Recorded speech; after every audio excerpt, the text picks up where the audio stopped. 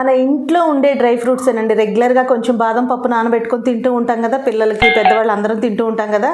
అలా ఒక్కొక్క టైంలో మనకి నానబెట్టుకోవడానికి కుదరదు, పట్టు తీసుకొని తినడానికి కుదరదు కదా. చూసండి, అన్నీ మిక్స్డ్ డ్రై ఫ్రూట్స్ వేసుకొని చేసుకున్న లడ్డు రోజుకు 1-2 తిన్నారనుకోండి, చాలా హెల్త్కి మంచిది, స్కిన్ బాగుంటుంది, హెయిర్ గ్రోత్ కూడా బాగుంటుంది. అది ఎలా ప్రిపేర్ చేసుకోవాలో చూపించేస్తాను, వచ్చేయండి.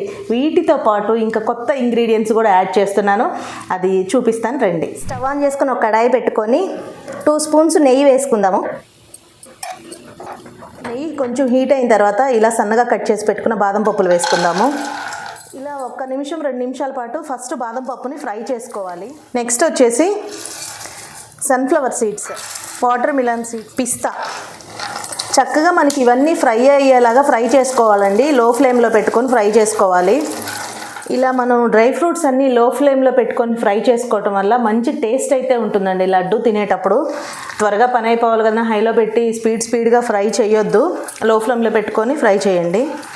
ఇలా మనకి కొంచెం ఫ్రై అయిపోయిన తర్వాత ఫైనల్గా కాజు వేసుకుందాం. ముందుగా మనం కాజు వేసామంటే త్వరగా ఫ్రై అయిపోతాయండి. కిస్మిస్లు, బ్లాక్ కిస్మిస్లు 2 స్పూన్స్ నువ్వులు వేసుకుందాము. 1 స్పూన్ ఫుల్గా గసగసాలు,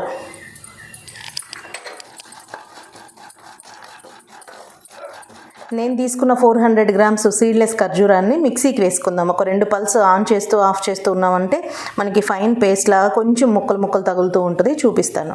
ఇలా మనకి ఫ్రై అయిపోయిన డ్రై ఫ్రూట్స్లో దాల్చిన చెక్క పౌడర్ ఒక 1/2 టీ స్పూన్ వేసుకుంటున్నాను నేను తీసుకున్న క్వాంటిటీకి.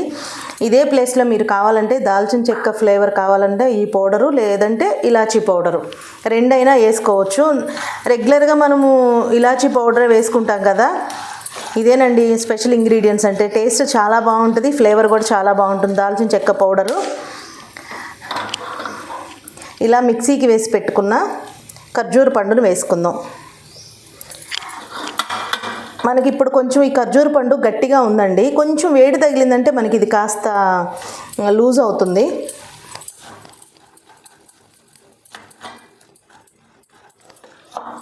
మనకి డ్రై ఫ్రూట్స్ ఖర్జూరం కలిసిపోయేలాగా కలుపుకున్నామండి. ఇప్పుడైతే మనకి రెడీ అయిపోయింది.